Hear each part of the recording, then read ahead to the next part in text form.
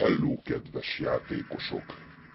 Ti nem ismertek még, de én már ismerlek titeket. Ez lesz a vesztes csapatnak a vége, amelyik veszít. Felrobban. Lenne egy kis játék.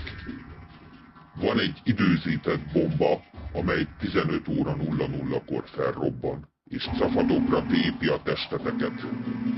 Találjátok meg a bombát, és kövessétek benne található instrukciókat, és akkor túlélhetitek.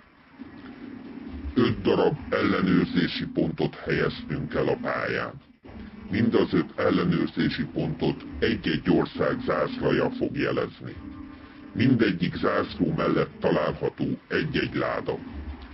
A ládák, zászlók helyét természetesen nem fogjuk előre közölni. Íme a feladatok. Megkeresni a bombát tartalmazó ládát, és követni a benne található instrukciókat. Második. Ezt az ellenőrzési pontot 15 percig meg kell majd tartani, védeni. Ezt a Game Marshal fogja ellenőrizni, ő jelzi majd a 15 perc lejártát. Ezután ki kell nyitni a ládát, amelyben egy üzenet található majd a bomba mellett, amelyik megadja, melyik a következő zászló, melyet meg kell keresni. Az üzenetet ezután visszateszitek a nyitott ládába. A zászló helye nem lesz megadva, csak az, hogy melyiket kell megkeresni. Megkeresitek ezután a következő ládát, és azt legalább 15 percig tartjátok. A 15 perc letelte után az ott lévő csapatnak ki kell nyitni a ládát, melyben a következő zászló lesz megjelölve.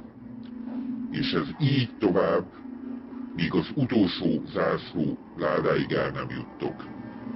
Ezt is tartjátok majd 15 percig, és kinyitjátok.